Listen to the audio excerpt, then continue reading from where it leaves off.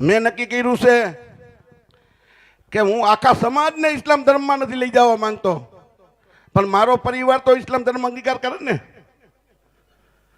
મારો 150 જણાનો મારો પરિવાર છે. મને ન્યાય નહીં આપે.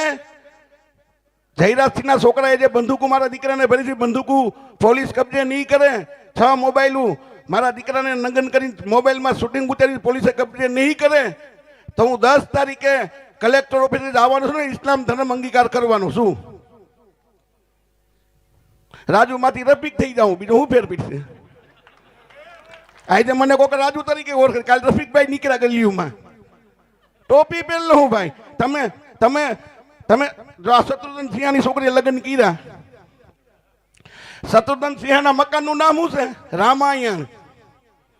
શત્રુઘ્ન સિંહાના દીકરાનું નામ લવકુશ. એનો જમાઈ કોણ? મુસલમાન. એલા તમારે મુસલમાનોને જમાઈઓ બનાવવા, અમને તમારે ભાઈ નથી કહેવા?